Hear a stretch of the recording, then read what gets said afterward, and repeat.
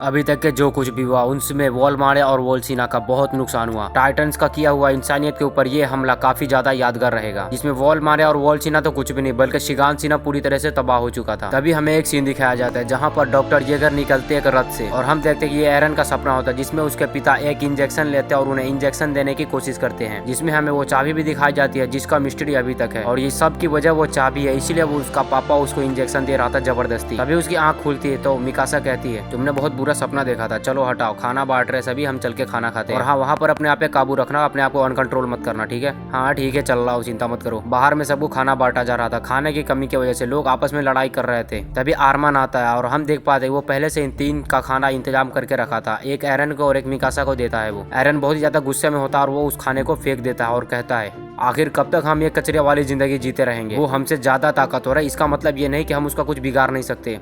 तभी आर्मन गुस्से में कहता हाँ ठीक है, लेकिन पहले खाना खा लो। इन दोनों की झगड़ा देखते हुए मिकासा एक मुक्का लगाती है और वो जमीन पे गिर जाता है। वैसे एक बात तो है, मिकासा अभी काफी ज्यादा स्ट्रॉन्ग हो चुकी है और मिकासा खाना लेकर उसके मुंह में जबरदस्ती ठूस के खिलाती है। और अब हमें 3 साल आगे का एक सीन दिखाया जाता है जहाँ पर स्काउट्स को यानी कि सोल्जर्स को ट्रेन किया जा रहा था, जिसमें एरन मन ही मन में सोचता है मैं यहाँ हारने नहीं वाला। और यहाँ पर यह कैप्टन जो हर किसी का इंटरव्यू ले रहा था, हर किसी के जज्बे को बढ़ा रहा था, इसका गुस्सा नेक्स्ट लेवल का था। तभी एक अजीब सी आवाज सुनाई देती है, एक लड़की आलू खा रही है। ए लड़की, क्या तुम्हें यहाँ के रूल्स की बिल्कुल परवाह नहीं? तुम आलू खा रही हो, तुम्हें डर नहीं लगता? अरे ध्यान से सुनो, मैं तुमसे कुछ कहना चाह रहा हूँ, सुन नहीं रहे हो क्या? माफ कीजिए सर, मुझे भूख लगी थी इसलिए मैंने खा लिया। थोड़ा सा भूख लगी थी खा लिया था, ये ठीक है, लेकिन आलू खा रही हो? हाँ अभी आलू की कमी है, मतलब खाने की कमी इसलिए आलू खा रही थी। ये लो आप आधा। वो लड़की उसे आधा आलू ऑफर करती है, उबला हुआ आलू। और ये लड़की आज बाल बच गई क्योंकि उसने उसे आलू ऑफर कर दिया इस भूखमरी में। भाई साहब, वो बंदा भी खुश हो जाता है, उसको थैंक्स बोलता है, लेकिन फिर भी उसको इसकी सजा तो मिल नहीं थी। वो बेचारी लड़की पूरी तरह से दौड़ कर थक चुकी थी। उसे 3 चक्कर लगाने थे पूरे ग्राउंड के, और ग्राउंड इतना बड़ा था कि सुबह से शाम हो गई सिर्फ और सिर्फ 3 चक्कर लगाने के लिए। और इधर रात के टाइम सारे साथी एरन के बैठकर खाना खा रहे थे और तभी कुछ पूछते हैं तो एरन बताता है कि हाँ मैंने वो सारे टाइटन्स को देखा, वो मेरे घर के पास ही था। अरे अरे अरे बाप रे, मतलब क्या तुम सही कर रहे हो? तुमने उन टाइटन्स को देखा है? अच्छा वो वाला कैसा था? तभी एरन को उसकी मम वाली सीन याद आ जाती है, उसका चम्मच हाथ से छूट जाता है और वो बेचारा उल्टी करने लगता है। ये देख सभी लोग घबरा जाते हैं। तभी एरन कहता है इतना भी ताकतवर नहीं था, मैं उसे हरा सकता था। हाँ ठीक है, तुम जानते हो ना, तुम तो रहने ही दो जॉन, तुम बेवकूफ हो, तुम्हारे अंदर थोड़ी भी अकल नहीं है। क्या कहा तुमने? इन दोनों की लड़ाई के बीच मिकासा आती है और वो एरन को समझाते हुए आगे की ओर लेके निकलती है, लेकिन इधर जॉन उसके बालों को देखकर फिदा हो जाता है। जॉन उसे रोकता है, हेलो सुनो, मैं बोला तुम्हारे बाल बड़ी खूबसूरत है।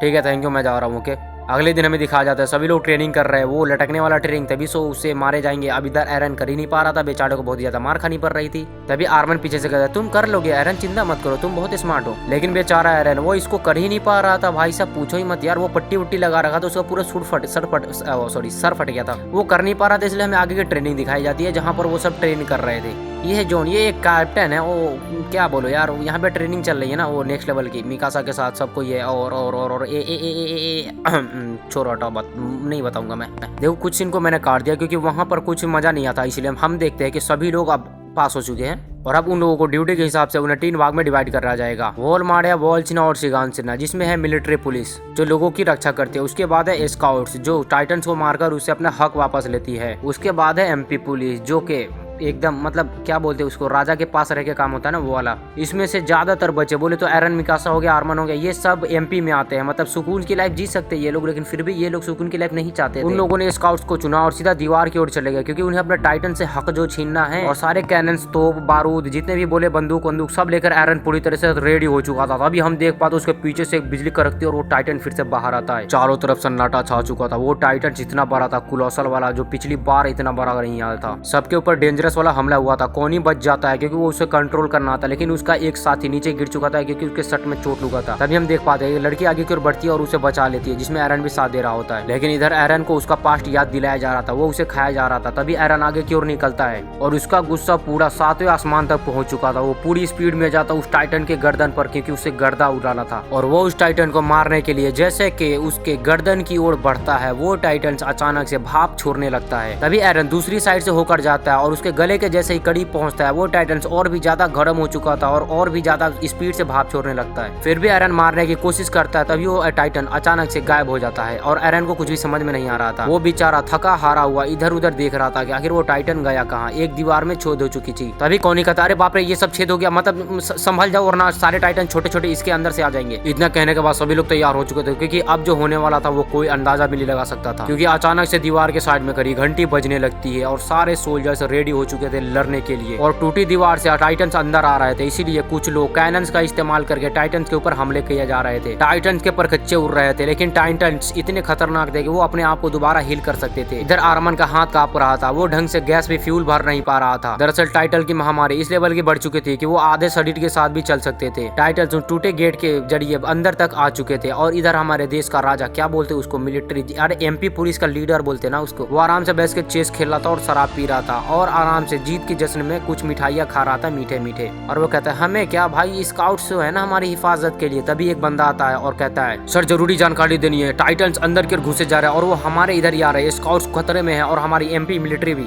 उसके हाथ से वाइन के बोतल छूटकर नीचे गिर जाती है। तभी हमारे मिलिट्री पुलिस का एक लीडर अब उसके सामने शराब पी रहा था। वैसे इसकी औकात उसके सामने कुछ भी नहीं, लेकिन फिर भी अब ये पूरे जोश में और कहता है, आप लोग चाहे जो करना हो कीजिए, लेकिन हमारा फर्ज है कि हम अपने देश की रक्षा करें और आपके इन बुरे कर्मों की वजह से एक न एक दिन ऊपर वाला भी आपको सजा देगा। वो सबके साथ वहाँ से निकल जाता है। एमपी पुलिस का लीडर पीछे से उसकी ओर बढ़ता है, वो उसे रोकने की पूरी कोशिश करता है, लेकिन वो कहता है, कोई बात नहीं, चिंता मत कीजिए, मैं आपके लिए एक कमजोर टुकड़ी भेज देता हूँ। वो बंदा फिर भी उसके पीछे भागे जा रहा था। वो कहता है, चिंता मत कीजिए, मैंने बोला ना कि मैं भेज दूंगा एक सबसे कमजोर टुकड़ी जो आपकी हिफाजत कर पाए, ऐसी हिफाजत कि वो आपकी हिफाजत करने से पहले खुद ही लपक जाए। देखो तुम मुझे जानते नहीं, मैं एमपी पुलिस का लीडर बोल रहा हूँ। हाँ मैं अच्छे से जानता हूँ, चिंता मत कीजिए, मैं जा रहा हूँ। ये बात समझ में नहीं आया ना, मैं आगे चल के समझाऊंगा, क्योंकि अभी शिगानशिना के अंदर कुछ खतरे मंडरा रहे हैं, क्योंकि अगर वो कोलोसल के अलावा वो आर्मर टाइटन अंदर घुसता है तो तबाही मचेगी। इसलिए सारे पुलिस फोर्स को एक साथ इकट्ठा किया गया, उन्हें जोश दिलाया जा रहा है। उनके लीडर्स उनका हौसला बढ़ा रहा है और कह रहे हैं, जान जाए तो जाए लेकिन रक्षा नहीं रुकनी चाहिए। बिल्कुल सर, हम अपना रक्षा करेंगे, नहीं मतलब हम अपने देश की रक्षा करें। वो सब वहाँ से निकल जाते हैं और एरन भी तैयार हो चुका था कि आज या तो मैं मरूंगा या फिर टाइटन्स का खात्मा होगा। और उसके साथ ही भी इसी बात पे बिलीव करते कि या तो आज हम रहेंगे या फिर टाइटन्स। सभी लोग फुल स्पीड में निकलते हैं टाइटन्स की ओर, क्योंकि एक ही झटके में सब कुछ तबाह जो हो गया था। टाइटन्स अंदर की ओर जो घुस चुके थे, सभी लोग लड़ने के लिए दीवार की ओर जा रहे थे। तभी बीच से एक टाइटन आता और उसके कैप्टन को निगल लेता है और एरन और मिकासा बच चुकी थी क्योंकि वो लटक चुका था और हम देखते हैं कि उसके मुंह में है उसका कैप्टन। भाई साहब मत पूछो यार, इस एनिमे के अंदर ना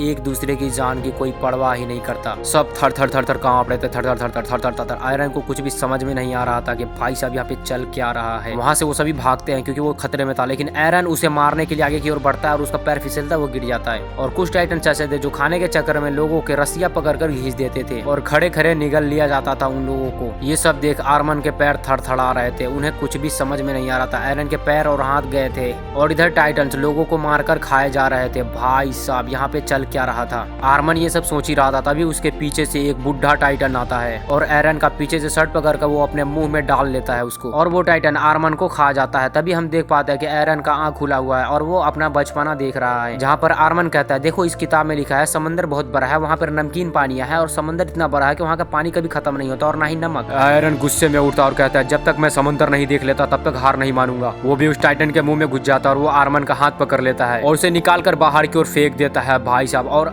एरन देखता है, मतलब हम देख पाते हैं कि एरन अब खतरे में है। वो टाइटन के ऊपर और नीचे दोनों साइड के जबरे के बीच में फंसा हुआ है और आर्मन जब तक चीखता है तब तक एरन खत्म हो चुका था, वो उसके मुंह में जा चुका था। आर्मन अपने सारे दोस्तों को मरता हुआ देख कुछ भी समझ में नहीं आ रहा था, वो पूरी तरीके से हिल चुका था। तभी मिकासा को कुछ फील होता है, उसे ऐसा फील होता है कि उसके लाइफ का कोई इंपॉर्टेंट शख्स चला जा चुका है। और इतने में ही हमें मिकासा का बचपना दिखाया जाता है, यानी ओल्ड इज गोल्ड, जहाँ पर वो अपने मम्मी के साथ रोटियां बना रही थी और मिकासा पूछती है, मम्मी बच्चा कैसे होता है? अरे बेटा तुम बहुत छोटी हो और ये सारी बातें मत पूछो, अगर तुम्हें जानना है तो तुम अपने पिताजी से पूछ सकती हो। हाँ लेकिन पिताजी बताया तो ना। वो अपने पापा से पूछते तो उसके पापा काफी ज्यादा शर्मा जाते हैं। अरे आप ही किसको क्यों नहीं बता देते? उनके पिता को कुछ भी समझ में नहीं आ रहा था। पापा बताओ ना बच्चे कैसे होते हैं? और बेटा देखो ये बात काफी ज्यादा कंफ्यूजन वाला है, तुम डॉक्टर येगर से क्यों नहीं पूछ लेते? वो आज ही अपने घर आने वाले हैं। और हमें आगे का सीन दिखाया जाता है जहाँ पर एरन और उसके पिताजी घर पे आ रहे हैं। जैसे ही दरवाजा खोलकर अंदर की ओर देखते हैं तभी हम देख पाते हैं कि उसके पिताजी और उसके माता दोनों मर चुके हैं और मिकासा वहाँ से लापता है। तभी डॉक्टर येगर कहते हैं एरन को, तुम यहाँ से जाओ, तुम पहाड़ी पे मेरा इंतजार करना, ठीक है?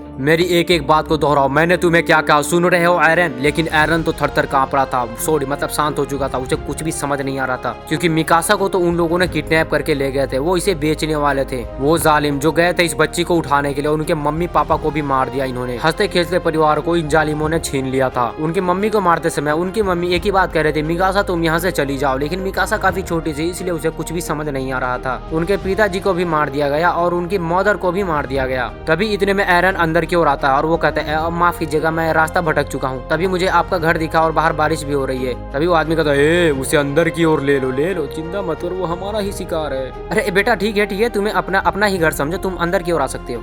एरन उसके पेट में चाकू घोंप देता है। भाई साहब वो इतना भी बुज़दिल थोड़ी था, वो उसे मार देता है। भाई साहब एक बंदे की जो देख के फट जाते हैं, एक छोटा सा बच्चा इसे कैसे मार दिया। वो गेट बंद करके भागने की सोचता, लेकिन वो भाग नहीं रहा था, बल्कि दूसरी साइड से भाला लेके आ रहा था दूसरे गेट से। भाई साहब वो भी उसको मार देता है, पीट के चाकू खोप के मारता है। वो मिकासा को आजाद कराता है और आजाद करा के वहां से लेके निकल जाता है। एरन के पिता को पता चलता है कि इसने ये सब किया है। उन्हें बहुत ज्यादा गुस्सा आता है, क्योंकि इन्होंने कहा था कि तुम्हें मेरा पहाड़ी पर इंतजार करना है, तुम समझ क्यों नहीं रहे? पापा आप नहीं समझते, हमारे पास समय बिल्कुल कम था, हम थोड़ा सा भी लेट करते तो मिकासा को भी खतरा होता। उनके पिता तुरंत समझ जाते हैं। तभी वो मिकासा को कहता है बेटा तुम अब हमारे साथ रहोगी। मिकासा को समझ नहीं आ रहा था। तभी एरन उसको अपना स्कार्फ उतार कर उसके गले के ऊपर रख देता है ताकि उसे ठंड ना लगे और वो उसके गर्म देता रहे। और ये सारी बातें मिकासा सोच रहे थे, क्योंकि अभी अभी जो उसे फील हुआ था कि उसका कोई अपना मर गया है। मिकासा आगे की ओर निकलना चाहते थे, लेकिन वो तुरंत पीछे की ओर बैक लेती है और सीधा निकलती है एरन की ओर, क्योंकि खौफ इस लेवल का था कि हमारे सोल्जर्स खुद ब खुद सुसाइड भी कर रहे थे। टाइटन्स के हाथों मरना इतना ज्यादा खतरनाक था कि वो लोग खुद को ही जान ले रहे थे और हमारे कुछ सोल्जर मेंटल प्रेशर से भी झूल रहे थे। तभी कॉनी कहता है हम ऐसे हार नहीं मान सकते, हमारा फ्यूल खत्म हो गया है, हमें हेडक्वार्टर तक कैसे भी करके पहुंचना ही पड़ेगा, तभी वहां पर हम टैंक से गैसेस भर पाएंगे, वरना हमारा ओडियम गियर किसी काम का नहीं। लेकिन रियलिटी कुछ और ही है, क्योंकि हेडक्वार्टर के अंदर दो बच्चे यानी कि दो सोल्जर छुप के बैठे हैं। कॉनी अपने कैप्टन को समझा रहा होता है कि हमें वहां तक पहुंचना ही पड़ेगा वरना हम कुछ नहीं कर सकते, लेकिन कैप्टन भी अपना सर खुजा रहा था, कुछ ही समझ नहीं आ रहा था उसको। सभी लोग एक साथ थे और परेशान थे। तभी मिकासा वहां पर आती है। मुझे माफ करना मैं शायद सेल्फिश लगूं, लेकिन तुमने क्या आयरन के स्कॉट्स को देखा है?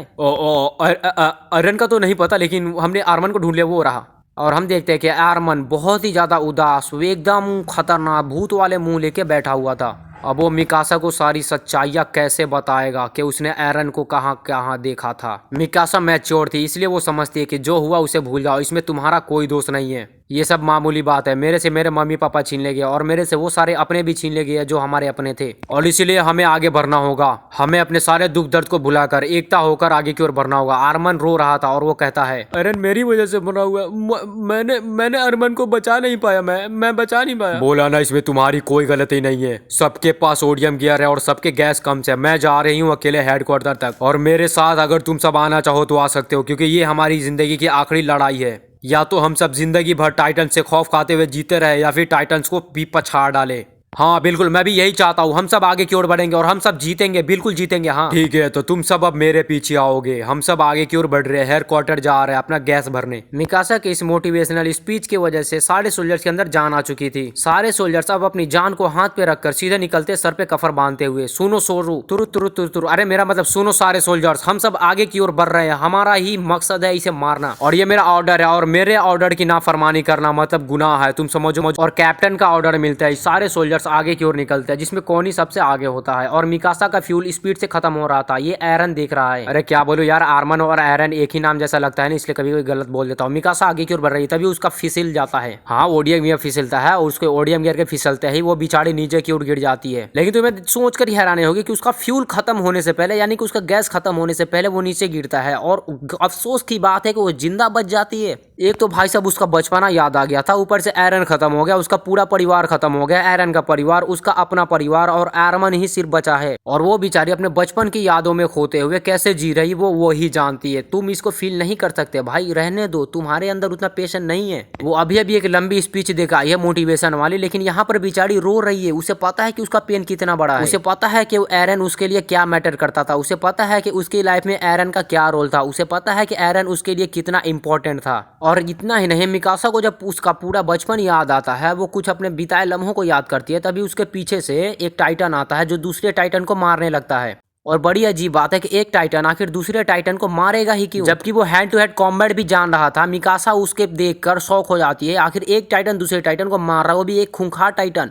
उसका सर चकरा रहा था, उसे लग रहा था कि ये टाइटन कोई अपना सा लग रहा है, और हो भी क्यों ना भाई, ये टाइटन आखिर एक टाइटन जो है जो उसे अपना सा लग रहा है। क्योंकि ये टाइटन एक इंसान की तरह लग रहा था। तुम्हें यकीन नहीं हो रहा कि इस छोटी सी एपिसोड में आखिर हमने क्या क्या देख लिया। अब हो भी क्यों ना भाई, अटैक ऑन टाइटन जो है, ये टाइटन अपने हाथों को मजबूत करके दूसरे टाइटन्स को पेल सकता है, वो भी इजीली। और उसका एक मुक्का इतना ज्यादा डेंजरस था कि उसके एक मुक्के से उसका सर गायब हो जाता। और ये टाइटन अपने हाथ को दोबारा हील भी कर सकता है, वो भी सेकंड के अंदर, मिनट भी नहीं सेकंड्स के अंदर। और आर्मन और उसकी पूरी टीम इसको देख रही थी और मिकासा को भी ऊपर लेके आ चुका था इतने ही जल्दी में। भाई साहब, आर्मन अपना ओडियम गियर का टैंक मिकासा के अंदर डाल देती है कि तुम ही कुछ कर सकती हो क्योंकि हमारे अंदर कोई शक्ति है ही नहीं। वहीं एक साइड टाइटन्स को मार रहा है। मिकासा को समझ में नहीं आ रहा था, एरन कुछ करना नहीं चाह रहा था क्योंकि वो टाइटन्स के पेट में था। मिकासा सदमे में थी, एरन टाइटन के पेट में था। कैप्टन फैसले नहीं ले सकता था, आर्मन शौक में था एरन की मौत को देख के। अब हम करे तो करे क्या, हमें अगले एपिसोड में पता चलेगा कि आखिर आगे क्या क्या होगा क्या क्या नहीं। तो बने रहना। Okay, love you to.